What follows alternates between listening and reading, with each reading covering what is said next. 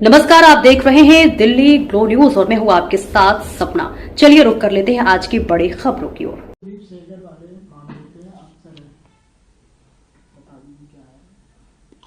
पहली चीज तो ये है कि अभी हमें खबरें मिली हैं कि सीबीआई भी हाईकोर्ट के ऑर्डर के खिलाफ अपील करने जा रही है,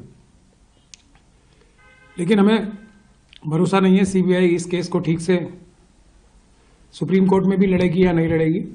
हमें ऐसा लगता है कि मुंह दिखाने के लिए, ताकि जो जन आक्रोश है उसके सामने सीबीआई अपना फेस सेव कर सके, इसलिए सुप्रीम कोर्ट जाएंगे। अच्छे से अच्छे वकील भी करेंगे, लेकिन बहस किस तरह से करेंगे, जीतने के लिए करेंगे या हारने के लिए करेंगे, ये हमें मालूम नहीं। 5 तारीख तक सुप्रीम कोर्ट अभी अवकाश पर है। हम लोग भी अपनी तैयारी कर रहे हैं सुप्रीम कोर्ट जाने की, और पुख्ता केस बना के, अच्छा केस बना के सुप्रीम कोर्ट जाने की, ताकि सुप्रीम कोर्ट में न्याय मिलने की कुछ गुंजाइश रहे। लेकिन मुख्य जो पार्टी होती है वो सीबीआई है। जो पीड़िता होते हैं या पीड़ित होते हैं या कंप्लेनेंट होते हैं, उनका तो रोल बहुत लिमिटेड होता है। अदालतें भी पहले सीबीआई को ही सुनेंगी, और अगर सीबीआई को कोई ज्यादा तकलीफ नहीं है इस ऑर्डर से हाई कोर्ट के, तो शायद सुप्रीम कोर्ट भी फिर इंटरवेंशन करने में हिचक दिखाना चाहिए उसे, क्योंकि सीबीआई मेन मुख्य पार्टी होती है। लेकिन सीबीआई का रोल ट्रायल कोर्ट में भी ऐसा ही रहा है और हाई कोर्ट में भी ऐसा ही रहा है। जो वकील हाई कोर्ट में थोड़ी सी अच्छी पैरवी करने लगे थे, उनको तो हटा ही दिया गया, और उस बात का भी इस जजमेंट में कोई संज्ञान नहीं लिया गया। यही हमारा इस जजमेंट का एक और क्रिटिसिज्म भी है। तो अभी हम जो एक हमारा शुरू से डिमांड रही है कि सीबीआई को खुद अपने उस आईओ के खिलाफ, इन्वेस्टिगेटिंग ऑफिसर्स के खिलाफ, और दूसरे लोग जो केस को खराब करने में कुलदीप सिंह सेंगर साहब की मदद कर रहे थे, जैसा जो ट्रायल कोर्ट है उसने फाइंडिंग दी है, उनके खिलाफ एफआईआर कराई जाए।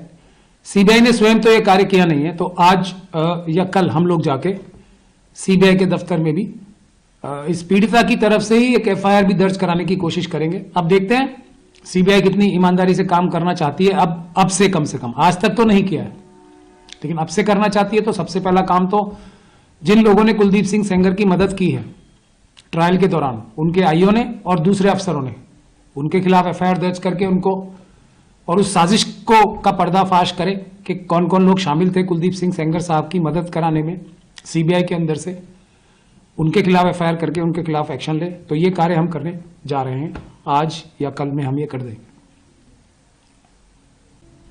इसके अलावा भी ये केस तो एक अब थोड़ा सा हाईलाइट हो गया है, लेकिन ऐसे बहुत सारे केसेस हैं। हाथरस का केस है, उसके साथ भी वही हो रहा है जो इस बच्ची के साथ, उन्नाव की बच्ची के साथ हो रहा है। उसके लिए भी केंद्र सरकार के कुछ लोगों ने, उत्तर प्रदेश सरकार के कुछ लोगों ने करोड़ों रुपए इस बात पे तो खर्च कर दिए कि हाथरस की पीड़िता के परिवार को एक छोटा सा घर ना मिल जाए, उसके परिवार में एक नौकरी ना मिल जाए।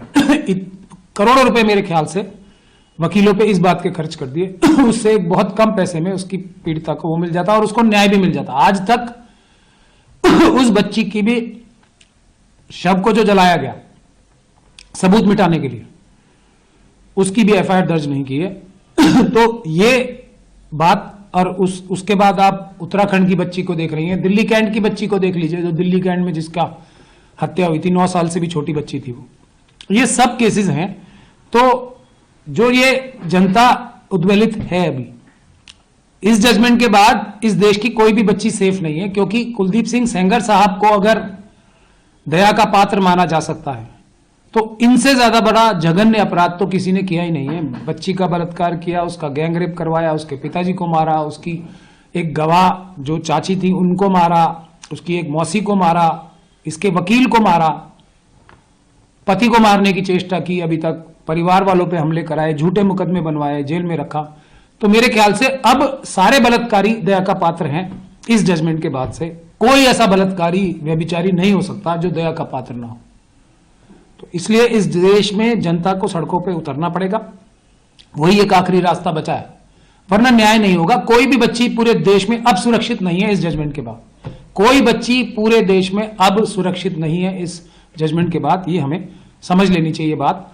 और जब तक ये सुरक्षा हासिल ना हो जाए तब तक आंदोलन करना पड़ेगा, वरना बच्चियों को सुरक्षित नहीं रख पाएंगे हम। इस बात से नहीं डरना है अब कि पुलिस हमारे खिलाफ झुगड़ा मुकदमा बना देगी, पुलिस हमें लाठियों से मारेगी।